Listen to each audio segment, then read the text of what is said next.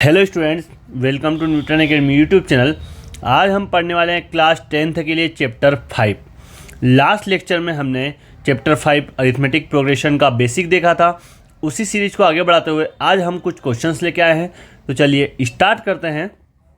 हमारे सामने पहला क्वेश्चन दिया गया है, find the next term of the series.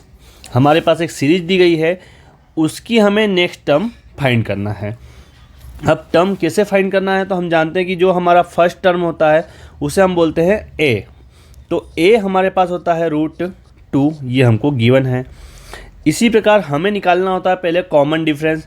Common difference हमने देखा था डी होता है A2 minus A1, means second term minus first term. अब आप सेकेंड टर्म देखोगे तो सेकेंड टर्म हमारे पास है √8 माइनस फर्स्ट टर्म हमारे पास है √2। अब सबसे ज़्यादा प्रॉब्लम होती है कि सर इसको कैसे माइनस करें।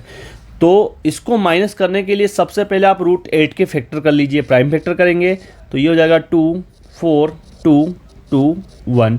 तो हमने पढ़ा है कि जब रूट में दो चीज़ें एक जैसी हो जाएगी, दो नंबर एक जैसे हो जाएंगे तो रूट के बाहर हो जाएगा। इसका मतलब 2 हमारा बाहर आ जाएगा। तो √8 को हम लिखेंगे 2√2 माइनस √2। तो यहाँ पे आप √2 कॉमन निकाल सकते हैं, तो ये हो जाएगा हमारा 2 माइनस 1। तो डी हो जाएगा हमारा √2 इंटू 1, इट मीन्स √2। तो ये हमने कॉमन डिफरेंस निकाल लिया। देन हमें कौन सी टर्म चाहिए, तो उन्होंने बोला नेक्स्ट टर्म। तो हमारे पास कितनी टर्म आ चुकी है, तो हमारे पास फर्स्ट टर्म आ चुकी है, सेकेंड आ चुकी है, थर्ड आ चुकी है, फोर्थ आ चुकी है। अब हमें क्या चाहिए, हमें चाहिए फिफ्थ टर्म। अब फिफ्थ टर्म निकालने के लिए हमें क्या करना होगा, तो हम फॉर्मूला लगाएंगे फिफ्थ टर्म के लिए। तो A5 फिफ्थ टर्म को हम लिखते हैं A+4D, जैसा कि हमने बेसिक में पढ़ा था कि जो भी टर्म निकालना है आप उसे A+ में लिखेंगे, और जैसे 5 चाहिए तो हम उसको लिखेंगे 4D। डी में एक टर्म पीछे लिखना है। तो ये हो जाएगा हमारा A5 इक्वल्स टू A हमारा कितना है, A हमारा है √2 + 4 इंटू डी हम कितना लिखेंगे √2। तो यहाँ पे √2 आप कॉमन निकाल सकते हैं। तो यहाँ पे हमारे पास बचेगा 1 + 4, तो ये हो जाएगा हमारा 5√2, और यही हमारा करेक्ट आंसर हो जाएगा A5 का। या फिर आपको इसको रूट में भी लिखना है, तो यदि हम रूट में लिखें तो हम 5 को किस टाइप से लिख सकते हैं, हो सकता है ये आपको ऑप्शन में आए, तो आप 5 को √25 लिख सकते हैं, क्योंकि हम जानते हैं √25 का मतलब 5 होता है। और √2 तो √25 इंटू 2 हो जाएगा √50। तो यदि आपके पास ऑप्शन आता है तो आप इसे आंसर में लिखेंगे √50, या आप इसे लिख सकते हैं 5√2। यदि क्वेश्चन सॉल्व करने का है तो आप यहाँ पर भी छोड़ सकते हैं, और यदि ऑप्शन मल्टीपल क्वेश्चन आते हैं तो √50 हमारा करेक्ट आंसर होगा। तो ये था हमारा फर्स्ट क्वेश्चन। आई होप ये आपको समझ में आया हो। देन बढ़ते हैं हम हमारे सेकंड क्वेश्चन की तरफ। क्वेश्चन नंबर सेकंड में दिया गया है, find the 25th term of AP -5 -5/2 5/2 ... means 25th term हमको चाहिए। तो पहले हमें जो गिवन है वो लिख लेते हैं।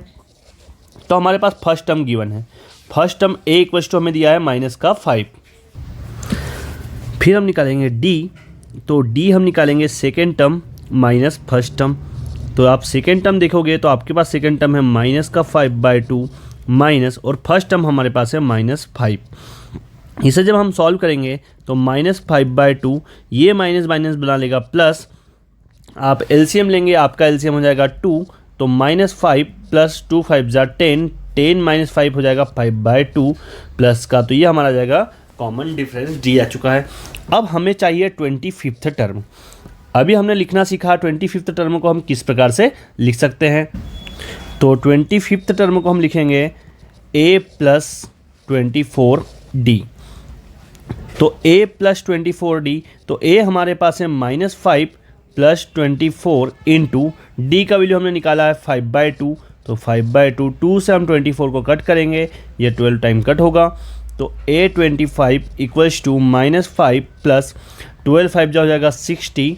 60 में से आप 5 माइनस करेंगे तो हमारे पास बचेगा सिर्फ 55, और यही हमारा 25th टर्म का राइट आंसर होगा 55। तो ये था हमारा question number second. I hope ये क्वेश्चन भी आपको समझ में आया हो। देन बढ़ते हैं हम क्वेश्चन नंबर थर्ड की तरफ। क्वेश्चन नंबर थर्ड में हमें दिया गया है, in the AP 2, x, 26 find the value of x। हमें x का वैल्यू फाइंड करना है।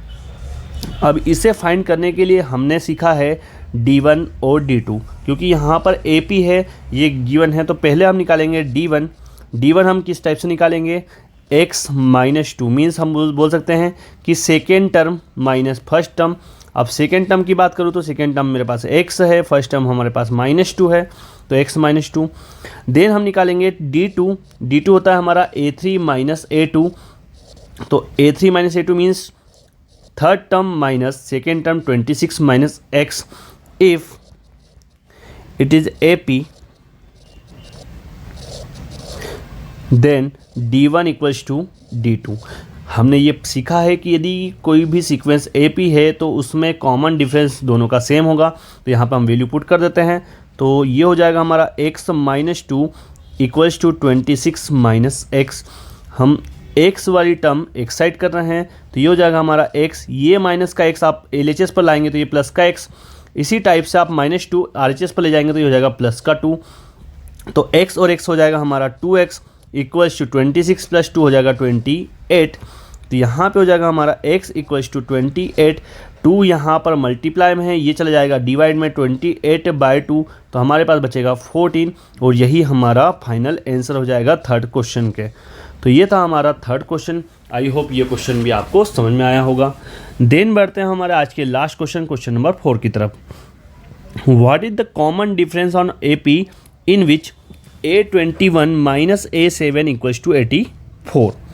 हमें दिया है A21 minus A7 equals to 84, और हमें बोला गया है कि हमें सिर्फ कॉमन डिफरेंस फाइंड करना है। तो सबसे पहले हमें A21 को लिखना होगा। A21 को आप किस टाइप से लिख सकते हैं, तो A21 को हम लिखेंगे A प्लस 20D, फिर हम लगा देंगे माइनस, फिर हम लिखेंगे A7 को हम क्या लिख सकते हैं, तो A7 को हम लिखेंगे A प्लस 6D, और इक्वल्स टू हमारे पास है 84। आप ब्रैकेट ओपन करेंगे तो यहाँ पे हो जाएगा A plus 20D minus A, ये भी हमारा माइनस का हो जाएगा 6D इक्वल्स टू 84। तो आप A से A को कर देंगे कैंसिल, तो हमारे पास बचता है सिर्फ 20D minus 6D equals to 84। 20D में से आप 6D माइनस करेंगे तो यहाँ पे हो जाएगा 14D इक्वल्स टू 84। 14 मल्टीप्लाई में है, ये चला जाएगा आपका डिवाइड में, तो 84 डिवाइड बाय 14, इसे आप कट करेंगे 6 टाइम, तो यहाँ से हमारा कॉमन डिफरेंस आ जाएगा D इक्वल्स टू 6, और यही हमारे से क्वेश्चन ने पूछा था।